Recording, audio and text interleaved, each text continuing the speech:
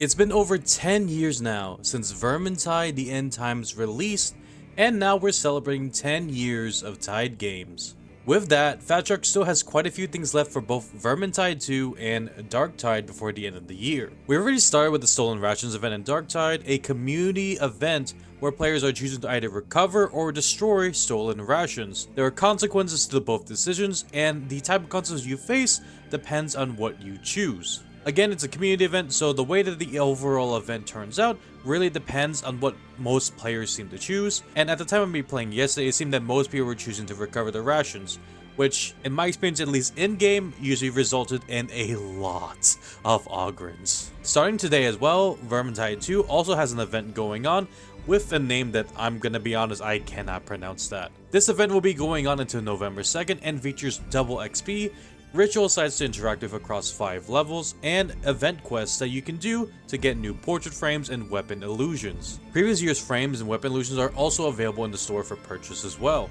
On November 11, Darktide is actually getting a new class reveal. I'm very pleasantly surprised that we're getting one more new class before the end of the year, especially as it took a very long time for us to get the Arbites class. Personally, I'm hoping for something like an AdMech class like a Skitari or maybe a Hive gang member, something like that. Honestly, there's a lot of different things that they could add, and I'm really excited to see what we get. November 20th, Vermintide 2 is also getting a new map which actually comes from Vermintide 1, the River Rake. It's going to be expanded from its version from Vermintide 1, and as Fat Shark puts it, it's going to be a boat-focused gameplay where you'll fight across swaying platforms and use the environment of the barge and riverbanks in combat. Players will also be getting another double XP period as well when the map releases. December 2nd is when Darktide's next update will come with a new operation mission set in the trenches of Atoma alongside a new time-limited special event. We don't know the details just yet, but from the sounds of it, I'm speculating that we're going to be getting a completely new map area.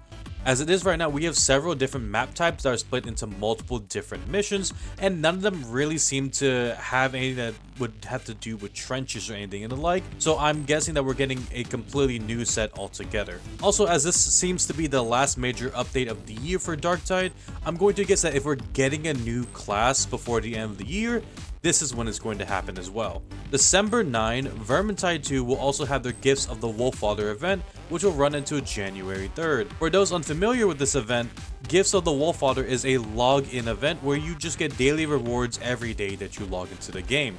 Overall, both Tide games have a lot of cool content coming for the last 2 months of the year, and I'm really excited, especially about the new Darktide class, as I really enjoyed playing the Arbites, but I'm also kind of craving for more different playstyles as well. Vermintide's expanded map also sounds really interesting, but I am a bit wary personally, not because of Fat Shark, but just because I've never really had a good experience with boat levels in a lot of games, but I'm willing to give this one a go. I do want to see how this map turns out because I've never played the first Vermintide game, so I know next to nothing about this upcoming map, and again, they're expanding on it, so we'll see how it plays out. I can't wait for this upcoming content for both Darktide and Vermintide, and I'm really excited to see where these games go in the future.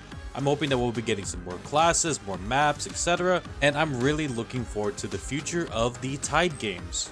Is there any kind of particular class or map that you want to see in either of these games? If so, let me know in the comments. I'm interested to hear what you guys have to say. Otherwise, I hope you all have an amazing day, and once again, happy 10 years of Tide games.